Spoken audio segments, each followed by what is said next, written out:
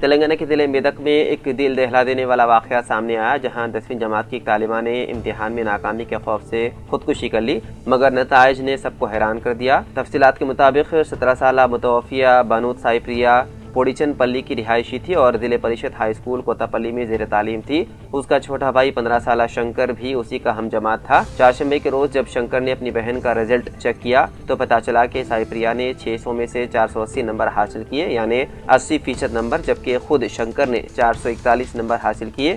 اہل خانہ کے مطابق سائی پریا ہمیشہ پڑھائی میں اچھی کارکردگی دکھاتی تھی، مگر اسے یہ خوف تھا کہ وہ امتحان میں ناکام ہو جائے گی۔ اسی خوف کے باعث اس نے 24 اپریل کو اپنے گھر میں پھانسی لے کر خودکشی کر لی۔ یہ واقعہ طلباء میں بڑھتے ہوئے ذہنی دباؤ اور امتحانی خوف کی سنگینی کو ظاہر کرتا ہے، جس پر سنجیدگی سے توجہ دینے کی ضرورت ہے۔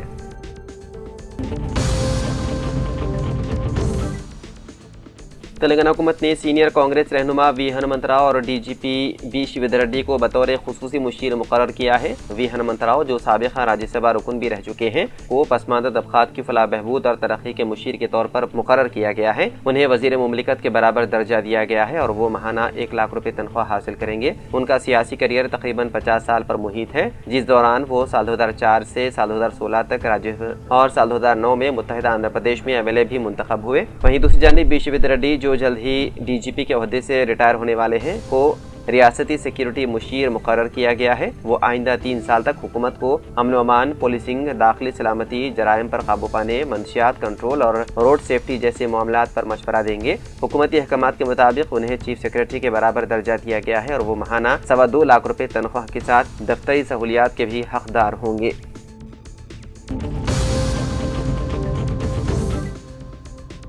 حیدرآباد کے راجندر نگر علاقے میں کل رات اس وقت کشیدگی پھیل گئی جب اشرار نے ایک مسجد میں داخل ہو کر کلام پاک کی بے حرمتی کی اور املاک کو بھی نقصان پہنچایا۔ پولیس نے مقدمہ درج کر لیا ہے اور سیکیورٹی میں اضافہ کر دیا گیا ہے۔ حکام نے یقین دہانی کرائی ہے کہ ذمہ دار افراد کی جلد شناخت کر کے انہیں گرفتار کیا جائے گا۔ چہارشنبہ اور جمعرات کی رات شرنگیزی کا یہ واقعہ پیش آیا۔ راجندر نگر پولیس اسٹیشن میں مسجد کی کمیٹی کے ارکان کی جانب سے دی گئی شکایت کے مطابق چند افراد گیٹ پھلانگ کر مسجد میں داخل ہوئے اور وہاں موجود کچھ اشیاء اور مقدس کتابوں کو نقصان پہنچایا۔ اطلاع ملنے پر ڈی سی پی راجندر نگر زون ایس نواس و دیگر پولیس اہلکاروں کے ہمراہ موقع پر پہنچے اور معائنہ کیا۔ پولیس نے یقین دہانی کروائی کہ شرپسند عناصر کو فوری طور پر گرفتار کیا جائے گا۔ علاقے میں پولیس کی موجودگی بڑھا دی گئی ہے اور مقدمہ درج کر لیا گیا ہے، جبکہ مزید تحقیقات جاری ہے۔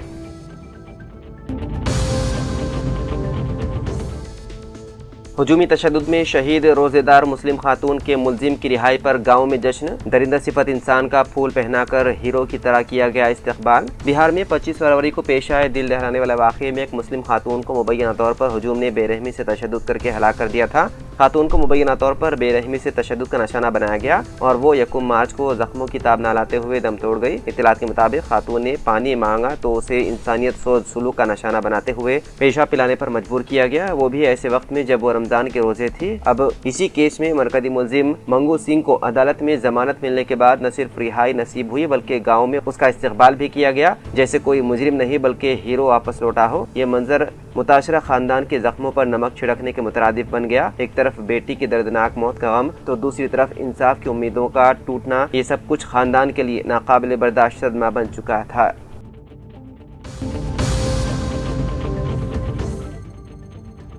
کمسن بچوں کی غیر قانونی اسمگلنگ کے ایک سنگین معاملے میں گجرات پولیس نے حیدرآباد کے مختلف اسپتالوں میں بیک وقت دھاوے کیے۔ اس کیس میں ملوث مروگن گینگ کو گجرات پولیس پہلے ہی گرفتار کر چکی ہے اور انہی کے فراہم کردہ معلومات کی بنیاد پر پولیس ٹیم حیدرآباد پہنچی۔ مروگن گینگ کو یہاں کن افراد کی پشت پناہی حاصل تھی، اس سلسلے میں تفتیش جاری ہے۔ کوکٹ پلی، بنجارہ ہلز اور سکندرآباد کے چند فرٹیلٹی سینٹروں میں بیک وقت جانچ کی گئی جہاں سے کچھ اہم معلومات حاصل ہونے کی اطلاع ہے۔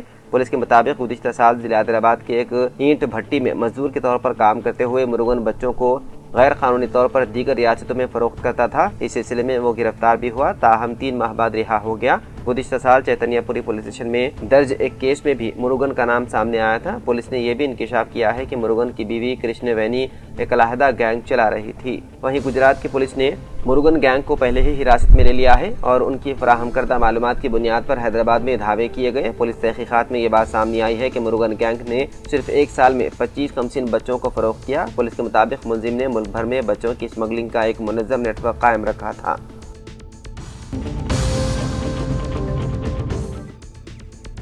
सोशल मीडिया पर एक दिल दहलाने वाली वीडियो वायरल हो रही है, जिसमें मुबैना तौर पर बैंक के रिकवरी एजेंट्स एक शख्स को उसकी बीवी के सामने सड़क पर बुरी तरह पीटते हुए नजर आ रहे हैं। ये वाक़या महाराष्ट्र के शहर पुणे का बताया जा रहा है, जिसने अवामी हल्कों में शदीद गम गुस्सा पैदा कर दिया। वायरल वीडियो में देखा जा सकता है कि 3 से 4 अफराद एक शख्स को घेर कर उस पर लातों और घूंसों की बारिश कर रहे हैं। हमलावर बेरहमी से उसके चेहरे, पीठ और पसलियों पर वार कर रहे हैं, जबकि मुतासिरा शख्स दर्द से कराहते हुए रहम की अपील कर रहा है। सबसे तकलीफ दह मंजर ये है जहाँ मुतासिरा शख्स की अहलिया हाथ जोड़कर हमलावरों से अपने शोहर को छोड़ने की इल्तिजा कर रही है, लेकिन एजेंट्स पर इसका कोई असर नहीं होता। वाददा खातून की चीख पुकार सुनकर राहगीर वहाँ जमा हुए और मुदाखलत करके उस शख्स की जान बचाई।